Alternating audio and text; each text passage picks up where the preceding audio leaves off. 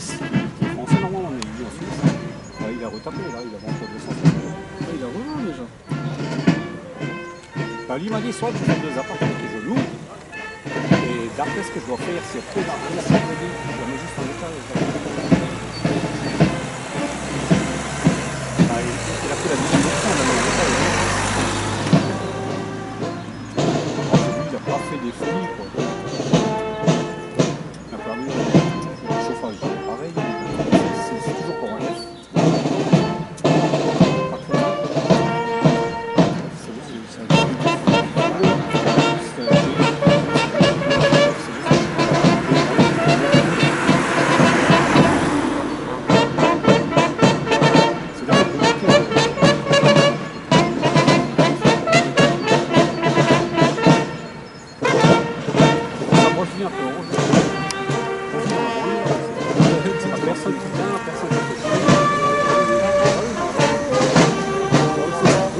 La Pologne, c'est la moindre, la route jusqu'au Grand Parlement mai. Après, ils ont fait laisser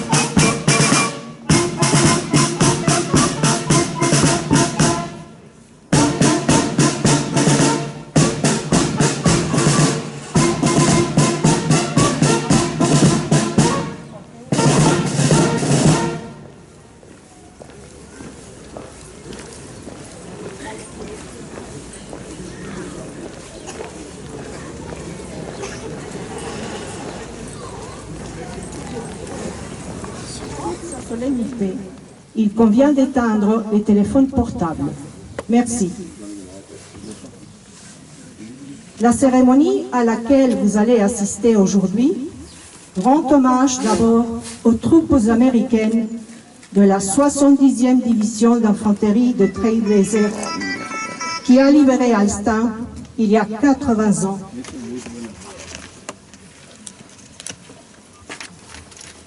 Et ensuite au capitaine Edward Young, résistant de notre village. La cérémonie se déroulera selon le plan suivant. Accueil des autorités. Allocution de Monsieur le maire. Dépôt des gerbes. Sonnerie aux morts américaine et l'hymne national des États-Unis d'Amérique. Introduction par Monsieur le maire avant le dévoilement de la stèle. Dévoilement de la stèle. Présentation du parcours du capitaine Edward Young par Gérard Ferzin, notre correspondant de défense. Dépôt des gerbes.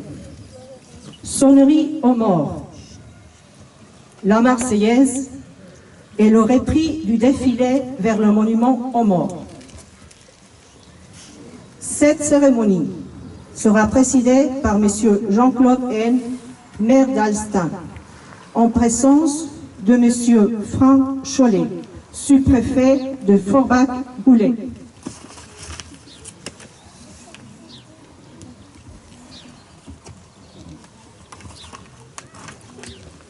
De Madame Elisabeth Haag, vice-présidente du Conseil général de la Moselle et première adjointe de la commune d'Estirin-Vendel. De M. Constant Kiefer, conseiller départemental du canton d'Estirin-Vendel et maire de Buschbach. De M. Arnaud Caleta, conseiller départemental des jeunes du canton d'Estérins-Vendel, des maires des différentes communes voisines, Etzlin, Kervac, Estérins, l'adjoint au maire de la commune de Farlech-Villers, des madames et messieurs les adjoints et les élus locaux et d'autres communes voisines, du colonel de sapeurs-pompiers, monsieur André Pellegrini, du capitaine Gras, officier du 1er régiment des tirailleurs d'Épinal, du capitaine de sapeurs-pompiers Christophe Steyler, oignon du service départemental d'incendie et de secours, du major Alexandre Ruiz, représentant de la brigade de gendarmerie de Beren-les-Forbach, du major Patrick Gross, commandant de la brigade motorisée de Sarreguemines,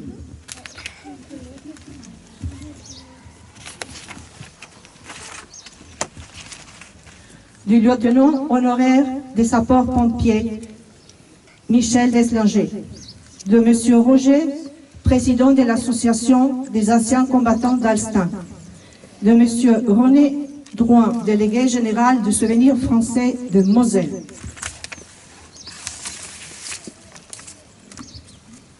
du capitaine Libre de Forbach, adjoint au maire du commandant de la brigade de Forbach, le maire honoraire d'Alstin, Bernard Varin, du lieutenant de nom du Souvenir français de Sarre-Union et Alsace-Bossu, de madame Martine Markovici, également du Souvenir français de Sarre-Union et Alsace-Bossu, et toutes les autres personnalités dont je n'ai pas le nom à ma liste. Veuillez m'excuser.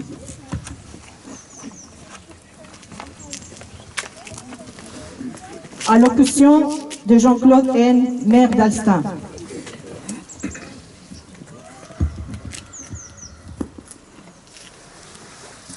Mesdames et messieurs, je crois qu'on est bien nombreux ce matin.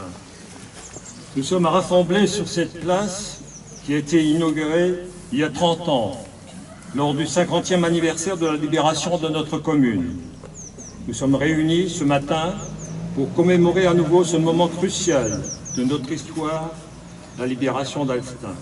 Un village qui avait beaucoup souffert et dont l'habitat fut détruit à 50%. C'est un jour de mémoire, un jour de respect et de réflexion sur les événements qui ont marqué notre passé et qui continuent à façonner notre présent et à influencer notre avenir. Il y a 80 ans, notre village a connu des heures sombres sous l'occupation nazie. Cette période a été synonyme de souffrance, de privation et de lutte pour de nombreux habitants. Le 20 février 1945, quand les Américains sont rentrés dans le village, les habitants étaient cachés, cloîtrés dans les caves, derrière les portes fermées à clé. Des portes que les Américains avaient l'habitude d'ouvrir en tirant dans les serrures. Quelques-uns, dont M. Cani, le mari de la sage-femme qui habitait tout près d'ici, s'empressait à vouloir déverrouiller l'entrée lorsqu'une balle tirée à travers la porte l'a mortellement blessé.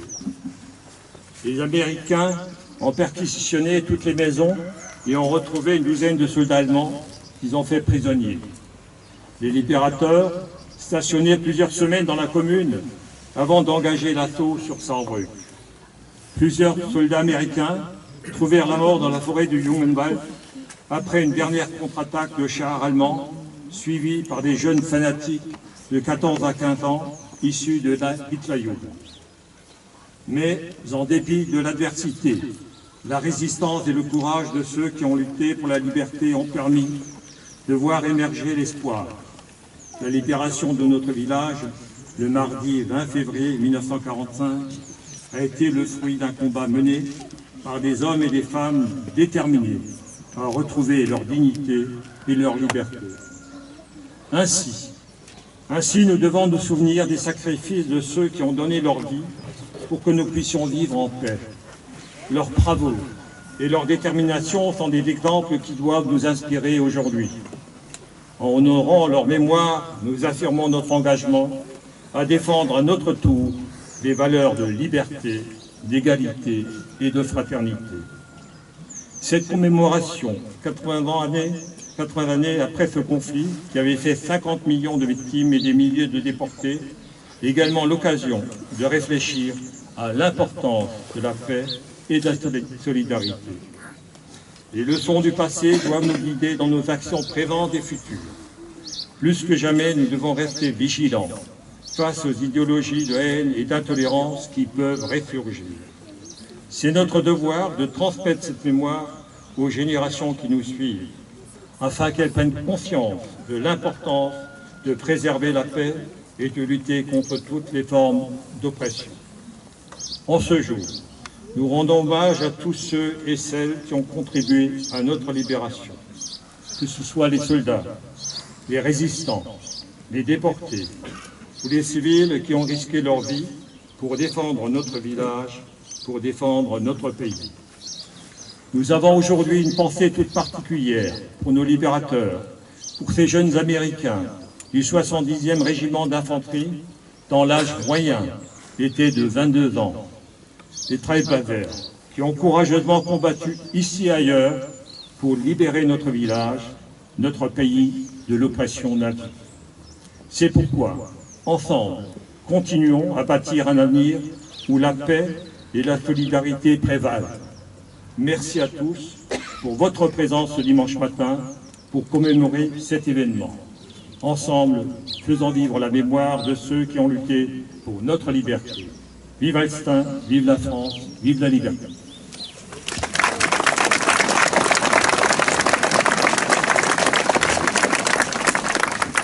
Monsieur le maire, accompagné de Madame Elisabeth Haag, vice-présidente du conseil régional de Moselle, vont procéder maintenant au dépôt des gerbes.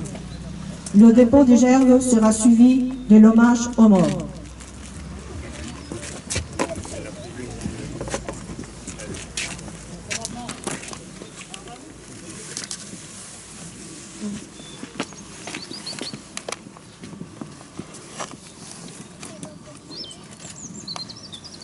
Sonnerie aux morts américaine en hommage des soldats américains morts, interprétée par l'harmonie municipale de Grosse-Villiers-Strophe.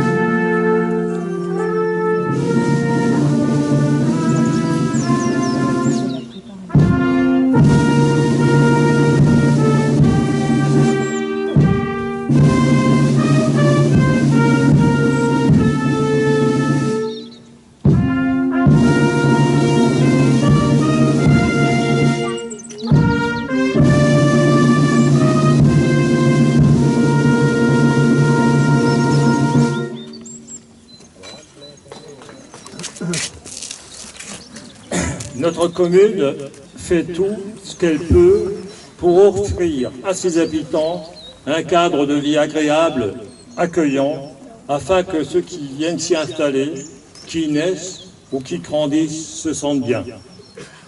Tout cela, c'est le présent et le futur. Mais il n'y a pas d'aujourd'hui ni de demain sans qu'il y ait eu un passé. Ce passé, nous avons le devoir de nous souvenir et de le maintenir vivant dans la mémoire collective, dans l'histoire de notre village.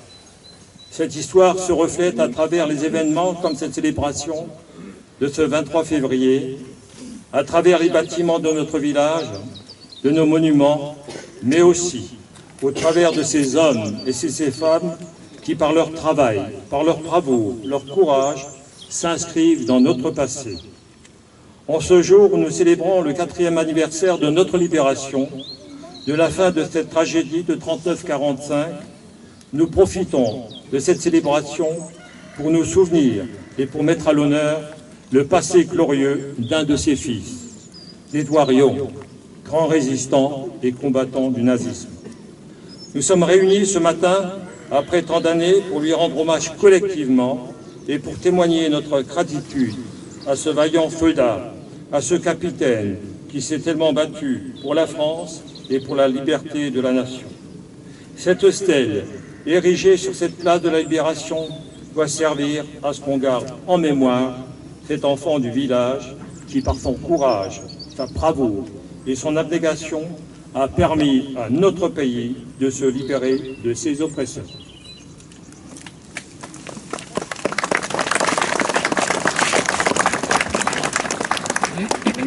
Dévoilement de l'estelle par Monsieur le maire et Monsieur Roger Monet, président des anciens combattants.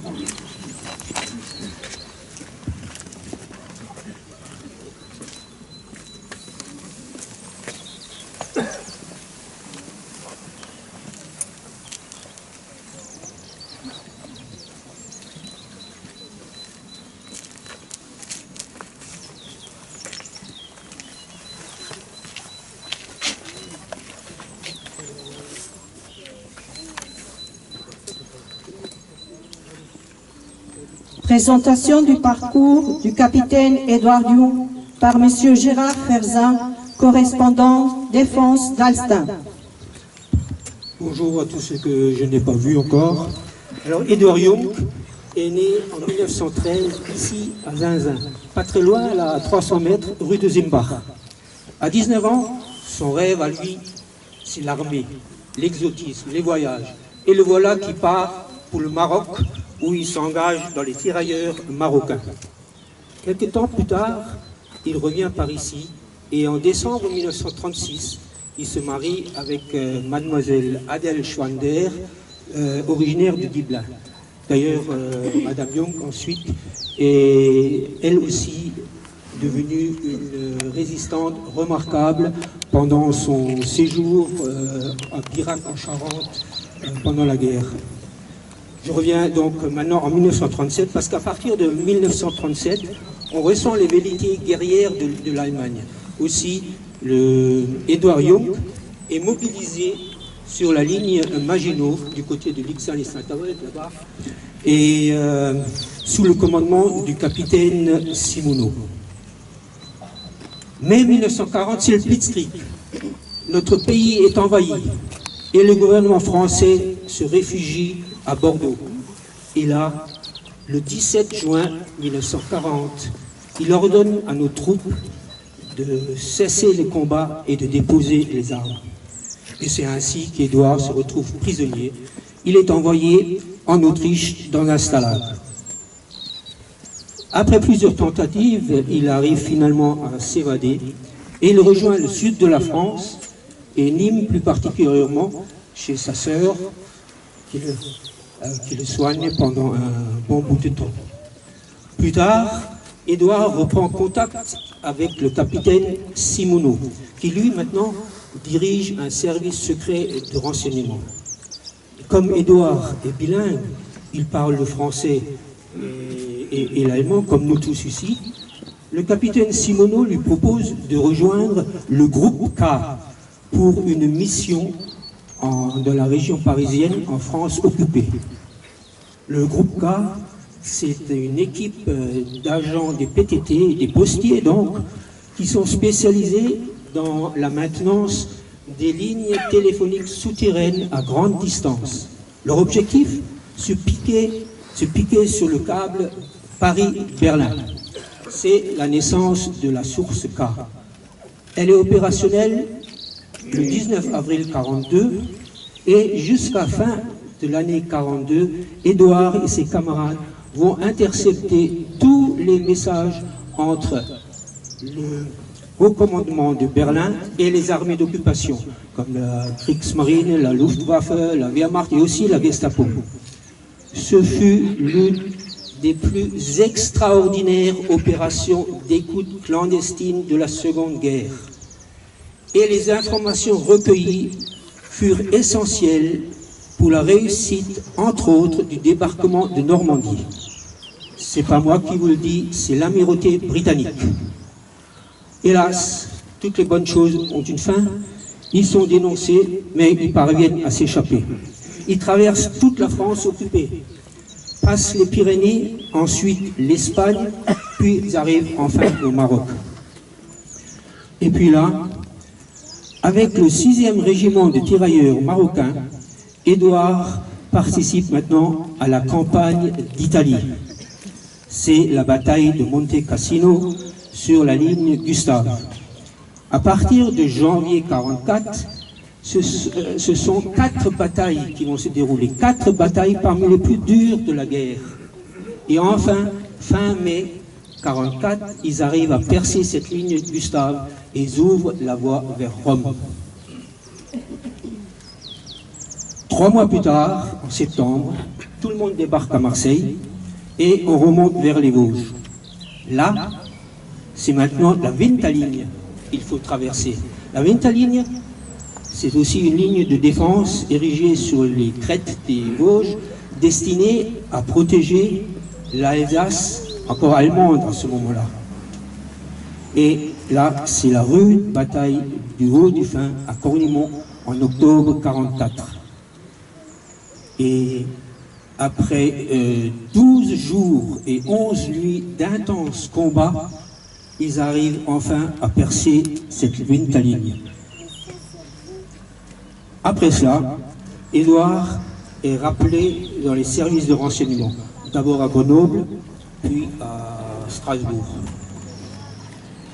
Et puis il va participer maintenant à la campagne d'Allemagne jusqu'à Berchtesgaden, dans le Berghof d'Hitler, en Bavière, où il pénètre avec le capitaine Génin cette fois-ci, le 5 mai 1945, et il en ressort avec pas mal de documents très importants, documents qui ont d'ailleurs permis à localiser les unités allemandes qui s'étaient repliées dans le secteur.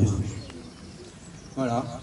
La guerre est finie. Édouard reste stationné en Allemagne dans les services de renseignement, où il va maintenant contribuer à la traque des anciens nazis qui sont encore cachés dans le pays, et aussi lors de la scission de l'Allemagne en deux blocs, le bloc Est et le bloc Ouest, il recherche également les espions russes qui s'étaient infiltrés en Europe. 1957, Édouard met fin à son engagement militaire et se retire à Saint-Avold, où il décède en 1988. Et depuis, il repose à Dublin. En hommage à cet enfant d'Alstin, cette stèle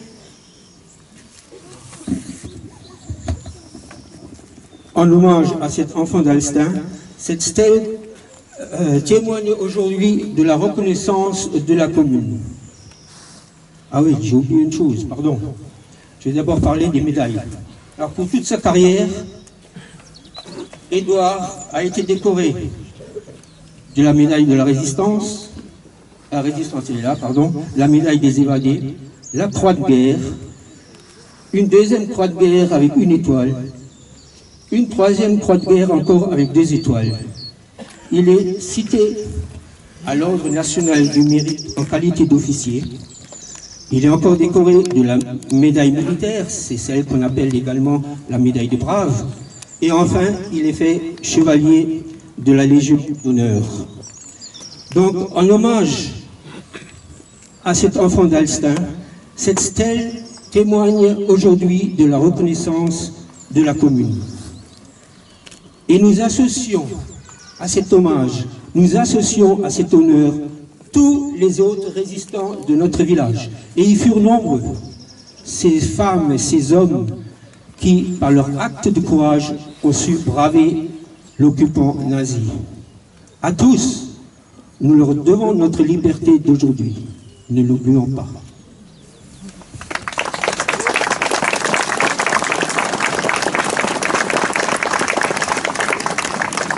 Vous avez raison, nos résistants méritent tous nos applaudissements. Quant à moi, merci de m'avoir écouté.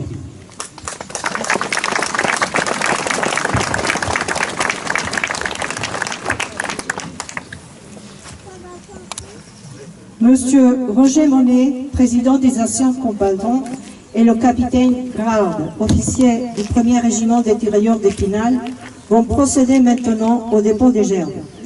Le dépôt des gerbes sera suivi de l'hommage aux morts. Garde à vous!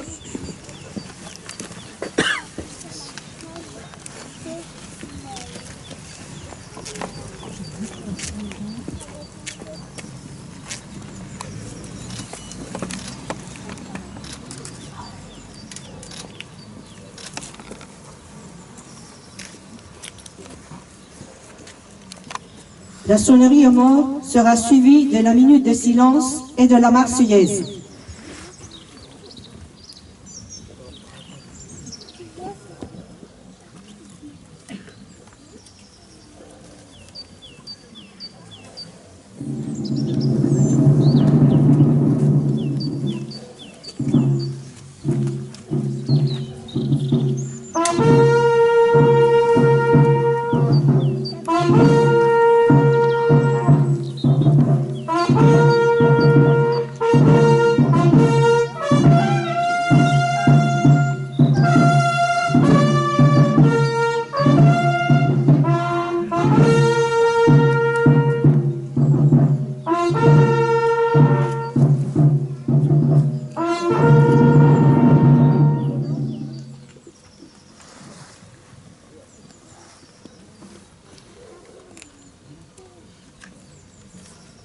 Minute de silence.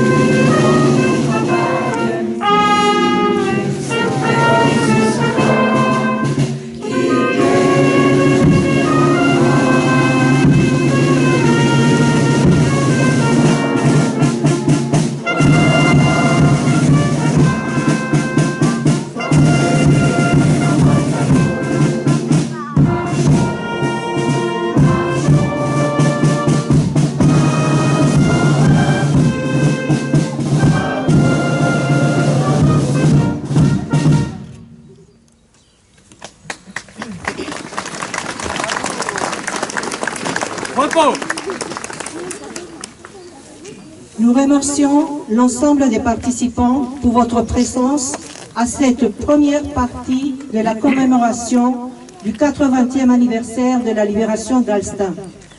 Nous invitons l'ensemble des autorités civiles, des représentants militaires, ainsi que tous les élus, les présidents des associations et l'ensemble des participants à vous mettre en rang pour le défilé vers le monument aux morts, dans le même placement que nous avions au départ.